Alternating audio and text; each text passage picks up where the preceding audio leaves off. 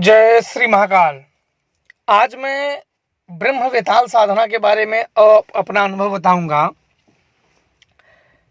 जो कि मैंने गुरु के मार्गदर्शन में, उनके सानिध्य में उन्होंने मुझे कराया था। तो ये बात बहुत पहले की है। एक बार मेरे गुरुदेव जी से बेतालों के बारे में बात चलने लगा। तो बेतालों के बारे में बात चल रही थी, कि और थे बैठे थे, बात कर रहे थे। तो मैंने बोला, गुरुजी बेताल कौन होते हैं? बोले कि बेताल एक प्रेतों के राजा होते हैं, जो कि बहुत शक्तिशाली होते हैं, कुछ भी करने की शक्ति रखते हैं बेताल। तो मैंने कहा कि अरे तो बहुत अच्छा है, पर इनके नाम से तो बड़ा डर लग रहा था कि बेताल मतलब भूत पिशाच राक्षस जैसे। तो मैंने बोला, गुरुजी बेताल कितने हैं? बोले बहुत सारे हैं। एक वीर बेताल है, एक अगिया बेताल है, एक ब्रह्म बेताल है, और अनेकों बेताल है। तो बोले इससे सबसे शक्तिशाली कौन है? बोले कि ये है ब्रह्म बेताल, ये सबसे शक्तिशाली है। और बाकी जो वीर बेताल, अगिया बेताल और तरह के जो बेताल हैं वो एक प्रचलित हैं। और जो ब्रह्म बेताल होता है ये अघोरी साधना होती है, जो कि महातामसिक और काफ़ी बलि द्वारा पूजित है। आपको मैं बता दूं कि आप लोग नहीं जानते होंगे कि जो मंत्र होते हैं, आपको सबसे पहले ये ज्ञात होना चाहिए कि मंत्र कितने बलि द्वारा पूजित है, उसकी सेविका कौन कौन सी हैं। अगर यह सब आपको ज्ञात नहीं होंगे तब आप साधना करने का कोई मतलब नहीं है, क्योंकि तब आप बोलोगे नहीं मैं सात्विक नहीं तामसिक नहीं सात्विक से जब करूँगा, इससे नहीं उससे जब करूँगा, तो फिर वो नहीं आता है जो आपको आना चाहिए, और इसलिए व्यक्ति चूक जाता है। तो इसलिए जब मैंने गुरुजी से इसके बारे में, तो मैंने कहा, गुरुजी मैंने भी तो वीर बेताल का नाम सुना है, अगिया बेताल का, और ये ब्रह्म बेताल अब कौन होता है? तो बोले कि तुम वीर बेताल और अगिया बेताल के बारे में भी क्या जानते हो? इससे ज़्यादा तुम जानते हो? किसी ने बोल दिया कि ये अगिया बेताल है या वीर बेताल है, इसके आगे क्या जानते हो इसके बारे में? नहीं सब गुरुजी इतना ही जानता हूँ बस, इससे ज़्यादा तो मैं जानता नहीं। ये कौन है, किसके साथ चलता है, किसके सहचरी है, किसके अनुयायी है, इस पर किसका अधिकार है, ये कभी तुम जानते हो? कि इन वीर, कोई बोलता है कि वीर की साधना वीर बेताल के कर लूँगा, अगिया बेताल की, पर ये किसके पहरे में आता है, ये किसके द्वारा पूजित है, या किन इनकी साधना में किसकी साधना की जाए फिर ये इनकी साधना की जाती है। जैसे कि हनुमान जी की साधना की जाती है तो पहले राम की पूजा की जाती है। बिना राम की पूजा के आप हनुमान साधना नहीं कर सकते हो, क्योंकि हनुमान जी राम के अलावा किसी की बात नहीं सुनते हैं। तो बोले कि सबसे पहले इकट्ठा जान लो कि क्या होते हैं, कैसे होते हैं। उनकी सिद्धि योग्य मार्गदर्शन और योग्य गुरु की, ये काफ़ी उच्च कोटि की और उच्च लेवल की साधना होती है। तो मैंने कहा, गुरुजी ये ब्रह्म बेताल क्या होता है? तो बोले कि ये शमशान का बहुत ही शक्तिशाली अघोरियों की शक्ति होती है, जिसका वार कभी खाली नहीं जाता है। कुछ भी कर लो, इसके वार से तुम बच नहीं सकते हो। तब मेरे गुरुदेव ने कहा कि ब्रह्म बेताल एक बहुत ही हाई पावर की शक्ति है, और ये कुछ भी कर सकता है, कहीं भी से भेजो, वशीकरण हो, उच्चाटक हो, मारण हो, विदेशन हो, झगड़ा कराना हो, कहीं से खबर मंगानी हो, ये कैसी भी काम इसे दो, ये तुरंत करने में सक्षम है। और ये अपने मालिक के आज्ञा के अलावा किसी की भी बात नहीं सुनता, और ये ना तो ये किसी के कैद में आता है, ये बंधनों से मुक्त है। तो बोले कि माया कैसे वरदान है? तो मैंने सोचा पता नहीं कौन महामाया का वरदान है। तो मैंने कहा, गुरु बोल रहे हैं तो ठीक है, इसे कर लेता हूँ। जब कोई पकड़ नहीं सकता इसे तो और अच्छा चीज़ है, क्योंकि और तांत्रिक क्या करते हैं, पकड़ने पुकड़ने के ही चक्कर में लगे रहते हैं। तो मैंने तो ऐसी शक्तियों को सिद्ध किया जाए जिस पे कोई बंधन ना हो, कोई पकड़ ना सके। तो मैंने वो मंत्र लिया अपने गुरुजी से, मतलब मैं सिद्ध करूँगा। बोले शमशान में इसे जपना होता है, और बलि, मांस और मदिरा का व्यवस्था आपको पहले करना होगा। ये खर्चे वाली साधना होती है, और इस साधना को गुप्त रखना। तो मैंने बोला ठीक है गुरुजी। तो मंत्र मैंने लिया, मंत्र को याद किया, फिर बोले कि अमावस्या को, अगली अमावस्या को चलना है शमशान में इसे सिद्ध करने के लिए। तो मैंने कहा ठीक है गुरुजी। तो मैंने आया अपने घर, मंत्र अपना जपता था, जपते जपते जब पूरा मंत्र याद हो गया, तो फिर जिस दिन का डेट था उस दिन मैं अपने गुरु के पास पहुंच गया। वहाँ गया, बोले वहाँ से 11 बजे से साधना करनी है। तो वहाँ गए तो लाश वोश नहीं थी, लेकिन उसी दिन जली थी, एक एक्सीडेंट की आत्मा जली हुई थी। तो वहाँ जब मैं और मेरे गुरुदेव गए तो बैठे रहे, 9 बजे तक पहुँच गए। तो 2 घंटा इधर उधर बातें करते और उन्होंने मंत्रों के बारे में, साधनाओं के बारे में मुझे जानकारी और ज्ञान दी है। तो इसके बाद जब समय आ गया तो बोले कि चलो, कफन का मैंने आसन लिया था और आसन ही मैंने कफन को ही लपेटा था। लपेट के बोले सब मृत्यु से संबंधित चलेंगे कपड़े, जो मर जाने के बाद उसको ओढ़ाया जाता है, पहनाया जाता है, वही चीज़ें चलेंगे। क्योंकि आप उस मृत्यु लोग की जो अतृप्त आत्माएं, जो आत्मा हैं, जो उन महाशक्ति हैं, उन सबको साध रहे हो।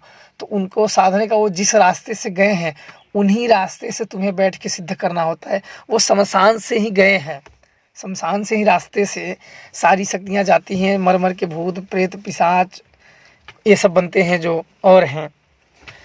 तो तुम्हें शमशान में बैठने के पहले तुम्हें उन्हीं मृत्यु से संबंधित कपड़े लेने होंगे, जो उसमें बात करने में, उनसे मेल रखने में सहायक हो। तो मैंने कहा गुरुजी, ये कफन पीताम्बर क्या सहायक होते हैं? बोले कि जब वो कोई भी व्यक्ति मर के आता है तो उसे शर्ट पैंट जीन्स गंजी पहना के नहीं लाते हैं, उसे कफन और पीताम्बर पहन के लेके आते हैं। तो शमशान में अघोरियों की मेन पूजा यहीं से होती है। जो ये नहीं जानता है वो सिर्फ उसके नाम पे ठगी कर रहा है। बोला कैसे गुरुजी? बोले कि जो तांत्रिक है उन्हें सत्य का ज्ञान होता है, वो ज़्यादा उछलते नहीं हैं, बस वो मौन और शांत। और जिसे तांत्रिक बनने का बड़ा शौक होता है वो बड़े उछलते हैं, बड़े झूठी होते हैं, बड़े अहंकारी होते हैं। उनके नाम जैसे वो दिखाते हैं वैसे वो दिखाना कोशिश करते हैं, पर उन मूर्खों को कौन समझाए। तो इसके बाद जब समय हुआ तो मुझे जहाँ लाश जली हुई थी, जहाँ जली हुई थी, तो वहाँ मेरे गुरुदेव ने गए, पता नहीं कौन सा मंत्र उन्होंने पढ़ा। मंत्र पढ़ने के बाद जल के छींटे मारे जहाँ लाश जली थी। एक मंत्र पढ़ के फिर छींटे जब मार दिए, मारने के बाद बोले कि अब यहाँ कफन बिछाओ, कफन का आसन।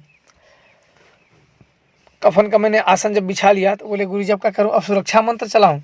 बोले इसमें ऐसे सुरक्षा मंत्र नहीं काम आते हैं, इसी से लोग बेचारे चूक जाते हैं और उन्हें सिद्धियां भी नहीं मिलती हैं, और या उनका हानि भी हो जाता है। जिन्हें कुछ मिलने की नहीं, उन्हें भूत ही छल लेते हैं। सुरक्षा मंत्र उन्होंने फिर क्या किया कि एक मुर्दे का जला हुआ लक्कड़ उठाया, लगभग 2 हाथ का, जो मुर्दे में सिंह जला हुआ था। तब उन्होंने एक मंत्र पढ़ के उस जले हुए कोयले को चारों तरफ से एक रेखा खींचा। रेखा खींचने के बाद बोले कि अब इस रेखे के बाहर तुम मत आना, जो तुम बात करो ना रेखे के अंदर, और सारा सामान तुम्हारा रेखे के अंदर है, तुम्हें बाहर आने की ज़रूरत नहीं है। जब तक मैं ना आके कहूँ 3 बार, तब तक मत उठना। कोई भी मेरा नाम लेके या रूप धर के आए, या कोई भी तुम्हें बुलाए या किसी प्रकार का लालच दे या प्रलोभन दे, तुम उसकी बातों में नहीं आना है, क्योंकि ये होते ही इस प्रकार के हैं। तुम्हें उस नहीं आना है, और मैं आऊँ 3 बार बोलूँ तब आना है। फिर पहले मैं घेरा काटूंगा, क्योंकि जब कोई मेरे रूप धर कर कोई पिशाच या शैतान आ जाएगा तो घेरा काटने की पावर नहीं रखेगा। 3 बार बोले भी, क्योंकि यहाँ जो हम बात कर रहे हैं सारी शमशानी शक्तियाँ, तृप्त आत्माएं सब सुन रही हैं। सब हमें वो अगल बगल सब दिख रही हैं, अगल बगल सब घूम रही हैं, हम क्या बात कर रहे हैं, क्या हमारा प्लानिंग है, कहीं से कुछ मिस्टेक करने की फिराक में सोच रहे हैं कि मिस्टेक हो तो हमारा काम बने। तो उन्होंने कहा जब मैं 3 बार बोलूँगा तो तुम रुकना और मैं घेरा काटूँ तभी तुम बाहर निकलना, जब तक मैं ना घेरा काटूँ तब तक मत निकलना। तो ये बात उन्होंने इशारे में कहा हुआ था, क्योंकि ये मुझे घेरा काटने का पहले ही बताए हुए थे। फिर इशारा दे दिया तो मैं समझ गया, तो इसलिए मैं आप लोगों को बता रहा हूँ कि आप लोग समझ जाओ, क्योंकि ये चीज़ ऐसे बोलें ताकि वो प्रेत ना हो, समझ सके। क्योंकि कुछ लोग पता नहीं भूत प्रेत में शमशान में क्या हो जाए। तब इसके बाद मैंने महाशमशान काली का आवाहन किया, हे अष्टदिग्वंदना माँ शमशान काली, आप आइए, मैं शमशान में जप रहा हूँ, आपके सहारे हूँ, आप मेरी सुरक्षा करें। कोई भी शक्ति हो, कोई भी तांत्रिक बाधा हो, कोई भी भूत प्रेत मरी मिसान यक्ष गंधर्व किन्नर अप्सरा यक्षिणी कोई भी हो, इस घेरे के अंदर माता प्रवेश ना करे।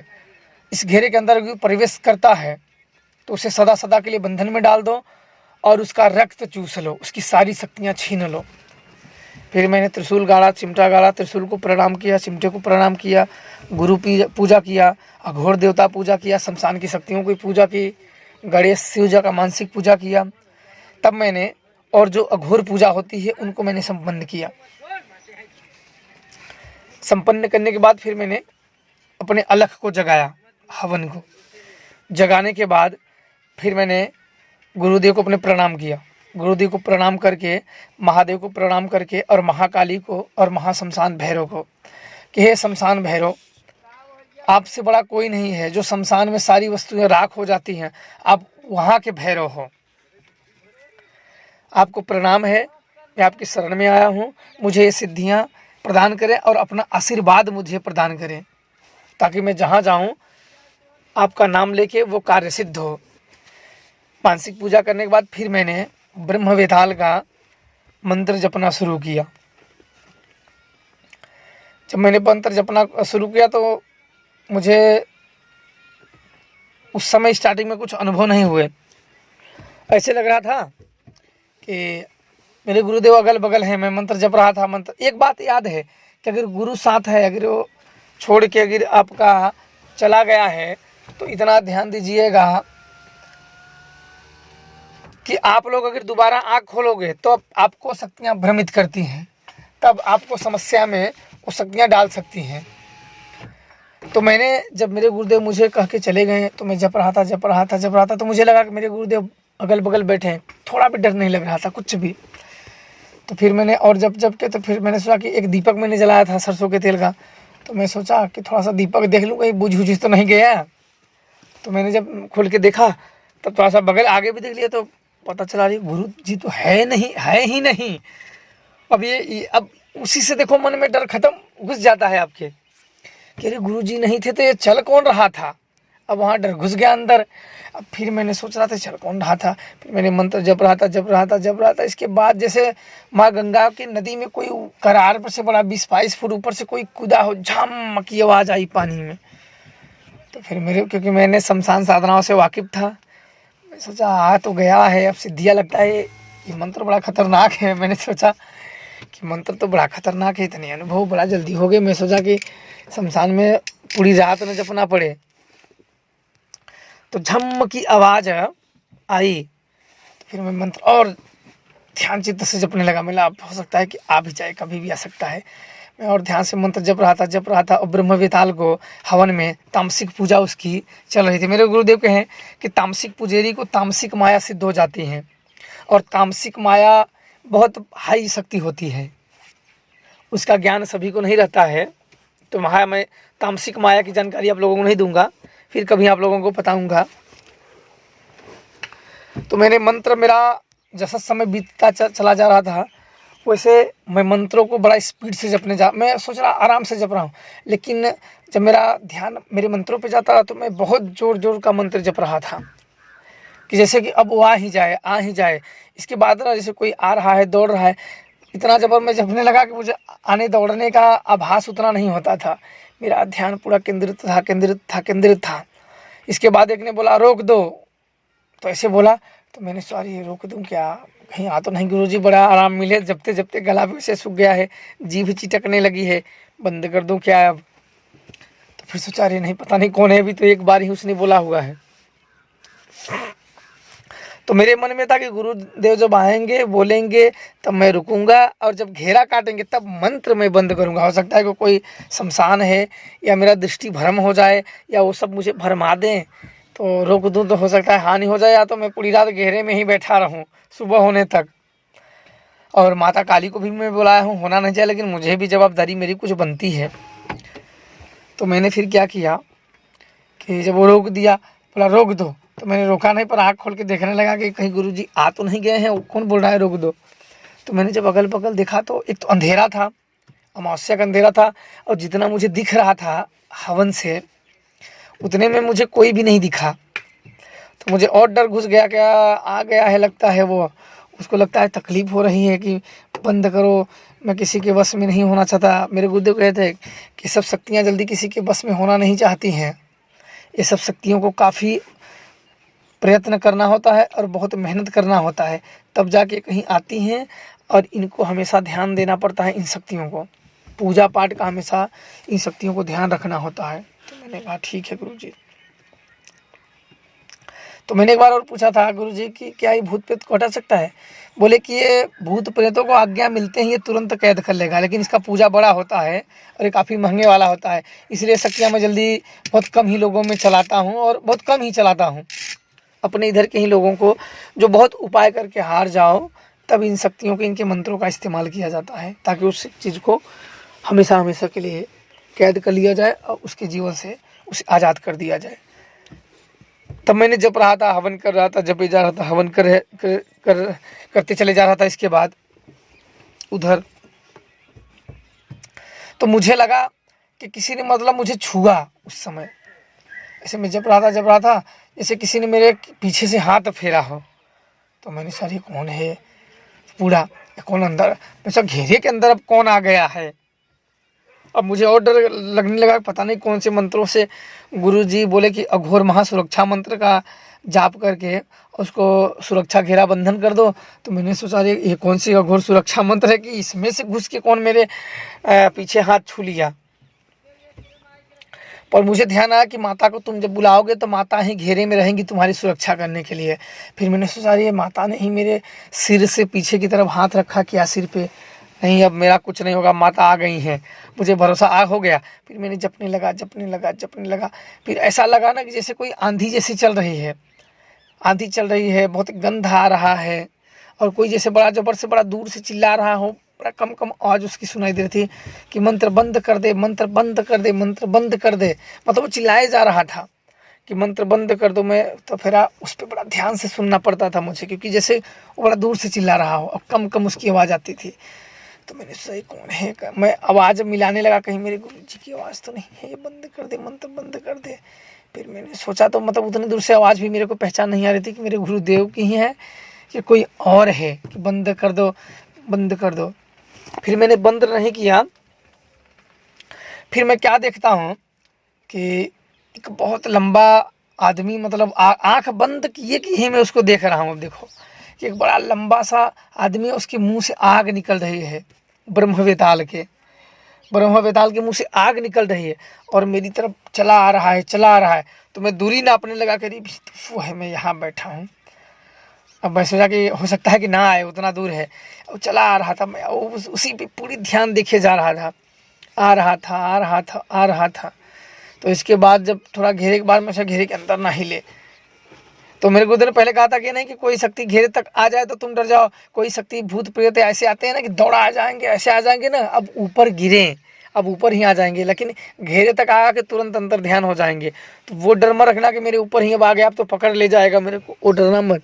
अब वो ऐसे ऐसे पैर बढ़ा रहा था ना कि जैसे घेरा वरा लगा ही ना हो, उसके लिए जैसे कोई मतलब ही नहीं है घेरे वेरे का।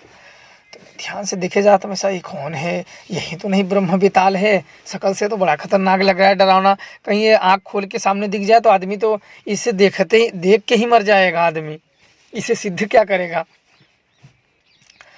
तो वो आने लगा नज़दीक आके मैं ऐसा पैर अपना उठाया कि जैसे अब घेरा में ही पैर रख ही देगा। तो मैंने सोचा कि रखा क्या, तब तक वो अच्छा उसी पे रुक गया, शांत से देखने लगा। उसकी आंखों से आग निकल रही थी।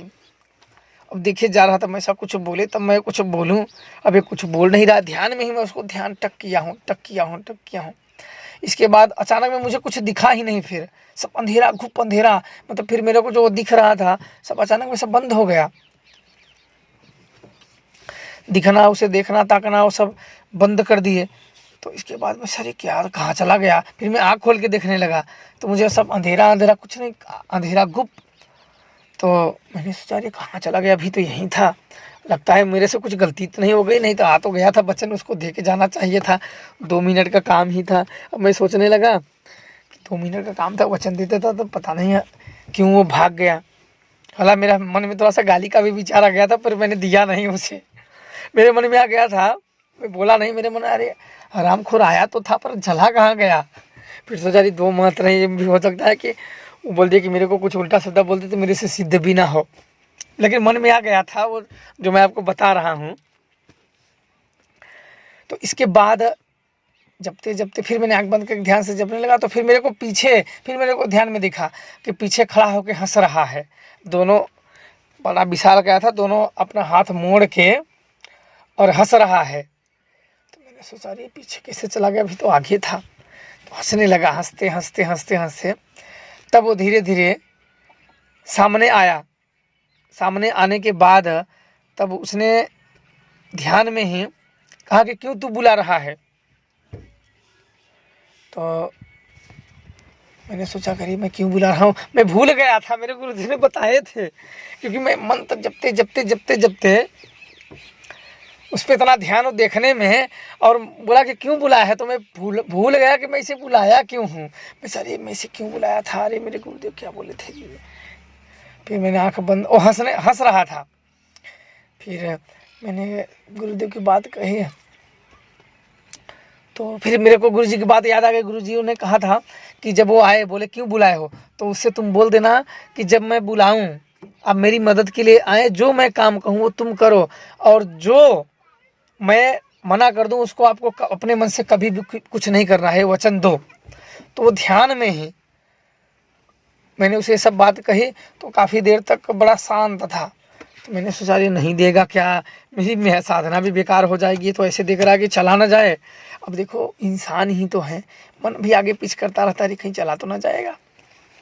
फिर मैंने सोचा कि चला जाने लगेगा तो माता से तुरंत प्रार्थना करूँगा इसी को पकड़ लो, फिर सो नहीं पकड़वा लूँगा तो युद्ध होने लगेगा फिर। और मेरे गुरुदेव ने कहा था ये ब्रह्म बेताल सबसे हाई पावर की, माता से नहीं है, लेकिन ये ब्रह्म बेताल अपने में एक बहुत शक्तिशाली होता है, जो कि अज्ञा बेताल, वीर बेताल, यक्षिणी फक्षिणी इसका कुछ नहीं कर सकती है, अप्सरा फप्सरा। मैंने इतना बड़ा शक्तिशाली है। बोले हाँ ऐसे करके तो तुम देखना कोई भी भूत प्रेत या ऊपरी बाधा या कैसा भी काम दो, वशीकरण वहनी कैसा भी उसे काम दो तुरंत करेगा। और ये बोले कि इस शक्ति को किसी योग्य गुरु को ही सिखाना जो सच में विद्या के अधिकारी हैं और इसके अधिकारी हैं, बाकी ऐसे फालतुओं को कभी मत सिखाना कि इन शक्तियों का वो दुरुपयोग करें और दूसरों का अहित करें। तो मैंने कहा ठीक है गुरुजी। फिर मैंने ऐसे बोला तो काफ़ी देर के बाद तब उसने बोला ठीक है। तब उसने अपनी पूजा बताई, फिर मैंने सोचा समझा, अब मैं भी उसी की तरह मैं ये सोच रहा था, मैं भी सोचूंगा कि इसको भी मन में हो। मैं इतना सोच ही रहा था, तब तक वो हंसने लगा। बोला मैं जान रहा हूँ तुम क्या सोच रहे, मैं मन में सोच रहा था कि इससे भी जैसे किया उसे मैं भी देर समय तक सोचूंगा तो इसे भी क्या लगता है। तब तक मैंने सोच ही रहा, तब तक वो हंसने लगा। बोला कि मैं जान रहा हूँ तुम क्या सोच रहे हो, कि मेरी जैसा तुम भी। अरे मैंने सोचा रही तो जान गया। फिर मेरे मन में आ रही तो ब्रह्म बेताल है तो कुछ भी जान सकता है। तब मैंने सोचा कि अब मन में विचार फिर भी भाई आ ही जाते हैं, फिर भी मैं उसे सोचना था, जबरदस्ती उसको हटा देता था सोचने से। मैं सोचूंगा तो फिर मालूम पड़ जाएगा इसे कि मैं क्या सोच रहा हूँ। फिर उसने वचन दिए, फिर मैं बैठा रहा, मंत्रों का जप करते रहा, महाशमशान काली का। गुरुजी बोले कि मैं आ गया हूँ, 3 बार बोले। इसके बाद उन्होंने घेरा काटा, फिर उन्होंने एक मंत्र बताया, पढ़ा, जो उन्होंने कहा था मैं ये मंत्र पढ़ूंगा, वो मंत्र पढ़ा। फिर मैंने महाशमशान काली को हवन के आगे मैंने उनका भोग दिया, उनका आहुति डाला और उन्हें प्रणाम किया।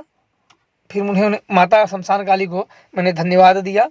माता वहाँ से फिर जैसे कि माता इधर उधर चल रही हैं, मुझे वहाँ सब अनुभव होते हैं शमशानों में। माता मेरे आगे पीछे चल रही हैं, कहीं सिर पे हाथ धर रही हैं, कहीं इधर उधर, मुझे साफ पता चलता है। जब उनका धन्यवाद करके उन्हें भेज देता हूँ तब वो सब शांत हो जाते हैं। तो मज़ा वहीं आता है जहाँ माता आती हैं, मज़ा तो वहीं रहता है। फिर मैंने उसे सिद्ध किया। फिर सिद्ध करने के बाद मैंने अनगिनत अनेकों बार प्रयोग किए हैं। अपने शिष्यों को मैंने गुरु आसनी के तौर पे दिया हुआ है, उन्हें सिखाया, उनको दिया हुआ हूँ। आज भी इन शक्तियों का प्रयोग करते हैं, अपना भी नाम करते हैं, लोगों की समस्या भी दूर करते हैं। तो इसलिए आप लोग अनुभव में बेतालों के बारे में पूछा था, तो उनमें सबसे शक्तिशाली होता है ब्रह्म बेताल, जो कि मेरे गुरु का सिखाया हुआ मेरे पास। मैं इसका जिक्र नहीं कर रहा था क्योंकि आप लोग इसके बारे में नहीं जानते, क्योंकि अघोर और एक गुप्त विद्या होती है, कोई बताना और कोई सिखाना नहीं चाहता है। फिर भी आप लोगों के प्रेम की वजह से मैं अपना अनुभव बता दिया। और गुरु आसनी के तौर पे विशेष शिष्यों को दूंगा भी ये शक्तियाँ, जो कि कहीं भी देख सके, किसी के भी बारे में जान सकें और अपनी अनेकों इच्छाओं और समस्याओं में इसका सहयोग ले सकें। तो आशा करता हूँ कि आप लोगों को वीडियो पसंद आया होगा। खुश रहिए और महाशमशान काली की और महादेव की आप लोगों पे कृपा बनी रहे। मैं माता से प्रार्थना करता हूँ आप लोग खुश रहें और प्रसन्न रहें। जय श्री महाकाल।